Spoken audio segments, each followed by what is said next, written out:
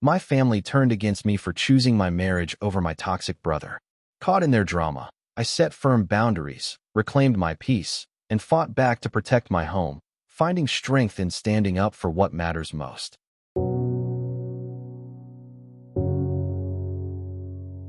My name is Sawyer, and I'm 32 years old. I've been married to Natalia, who's 29, for 3 years now. We live in a small house on the edge of town, the kind of place where the neighbors wave but don't pry too much. It's quiet, with a big backyard where Natalia likes to plant flowers, and I've got a little shed where I tinker with woodworking projects on weekends. Life was good for a while, really good. But lately, it feels like I'm stuck in the middle of a storm I didn't see coming. My mom hates Natalia, and it's tearing me apart. The reason? Natalia asked me to cut ties with my brother, Colton, because she thinks he's toxic.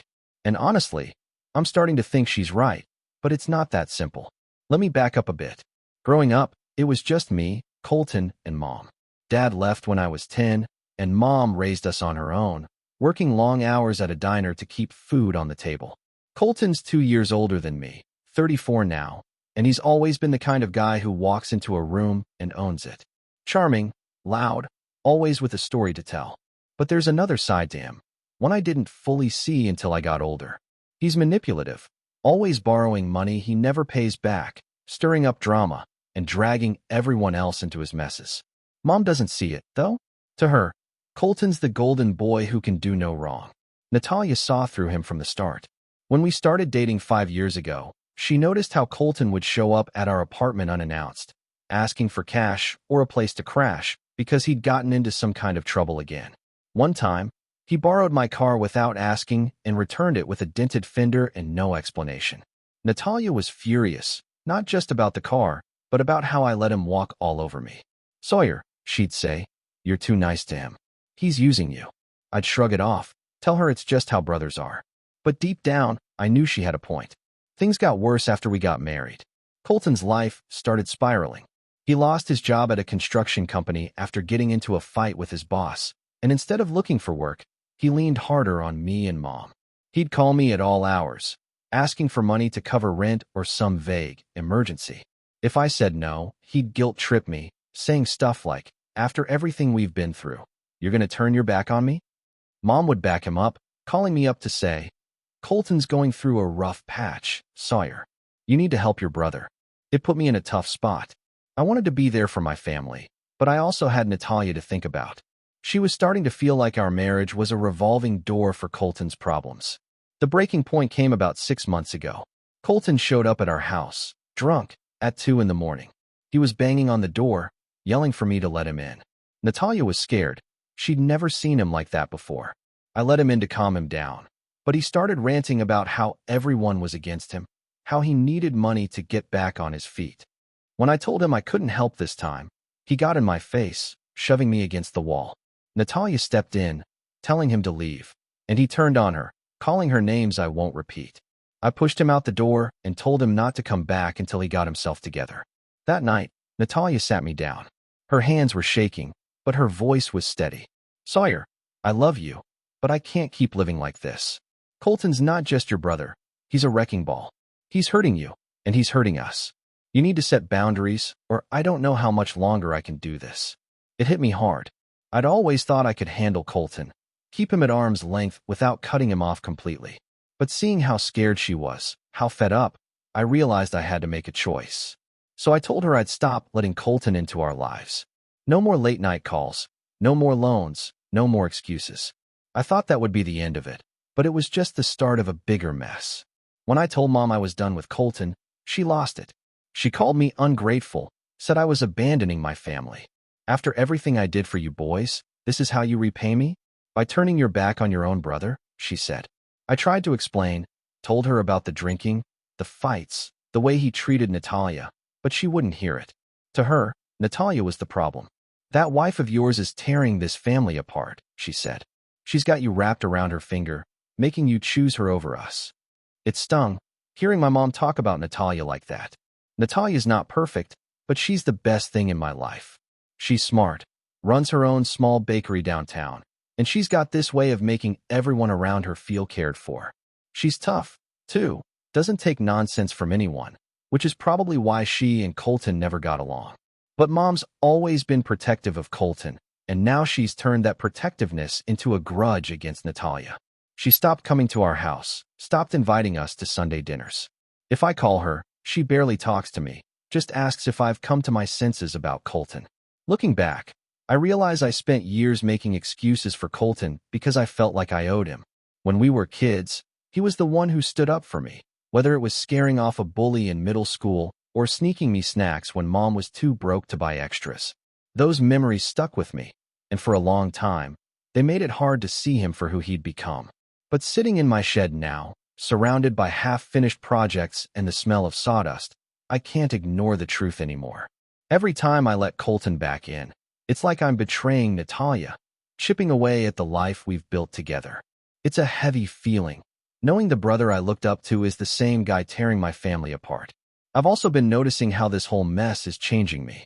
I used to be the guy who avoided conflict, always trying to keep everyone happy. But now, I'm starting to feel this quiet anger, not just at Colton or Mom, but at myself for letting things get this far. Last week, I was mowing the lawn, the hum of the mower drowning out everything else, and I caught myself thinking about how much easier life would be if I could just walk away from it all. Not Natalia, never her, but the constant tug-of-war with my family. It scared me, that thought. I don't want to be someone who runs from problems, but I'm tired of feeling like I'm fighting a losing battle. On top of that, there's another problem weighing on me, one I didn't see coming. Natalia's younger sister, Serenity, who's 24, moved in with us a few months ago. She's going through a rough time, dropped out of college, broke up with her boyfriend, and needed a place to stay while she figures things out. Natalia was all for it, said family helps family. I didn't mind at first. Serenity's quiet, keeps to herself mostly, and she helps out around the house. But lately, she's been causing tension without even meaning to. See, Serenity's got her own issues. She's been depressed, spends a lot of time on her phone, and sometimes snaps at Natalia over little things, like leaving dishes in the sink or forgetting to pick up groceries. Natalia's patient, but I can tell it's wearing her down. The other day, they got into a fight because Serenity borrowed Natalia's car without asking and didn't fill up the gas tank. Natalia was upset, said she felt disrespected, and Serenity stormed off, saying Natalia was being controlling. I tried to stay out of it, but it's hard when it's happening in your own house. I want to support Natalia, but I also feel bad for Serenity. She's young, lost, and trying to find her way. The thing is, Serenity's presence is making everything with Mom and Colton feel even heavier. Mom started using Serenity as ammunition, saying stuff like, "You'll let Natalia's sister live with you, but you won't help your own brother?" It's like she's keeping score, and I'm losing no matter what I do. Natalia's stressed, dealing with her sister and my family drama, and I'm stuck in the middle, trying to keep everyone from falling apart. I've been thinking a lot about how to fix this. I don't want to lose my mom, but I can't let her guilt me into letting Colton back into our lives. And I need to figure out how to help Natalia with Serenity without making things worse. So I came up with a plan, not perfect, but it's the best I've got. First, I decided to talk to Mom face to face. I drove to her house last weekend, just the two of us. It's a small place, cluttered with photos of me and Colton when we were kids, and it always smells like the lavender candle she loves. I sat her down and told her I wasn't choosing Natalia over her or Colton. I was choosing my marriage, my future. I said I'd always love Colton, but I couldn't keep bailing him out when he wasn't trying to change.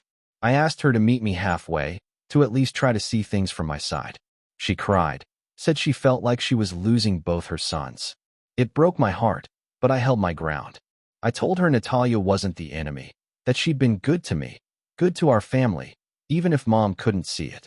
I suggested we start small. Maybe she could come over for coffee, just her and me, no pressure to talk about Colton. She didn't say yes, but she didn't say no either. It's a start. With Colton, I've stuck to my guns. I blocked his number after he sent me a string of angry texts, calling me a sellout. It hurts, but I know it's the right call for now. I told Mom I'd be open to talking to him again if he gets help, like counseling or rehab, but until then, I'm done. As for Serenity, I talked to Natalia, and we agreed to set some ground rules. We sat Serenity down and told her she's welcome to stay, but she needs to respect our space. Ask before borrowing things, help out more, and talk to us if something's bothering her instead of bottling it up. Serenity wasn't thrilled, but she agreed. I also suggested she see a therapist, and to my surprise, she's open to it. Natalia's been looking up affordable options, and I think it could help.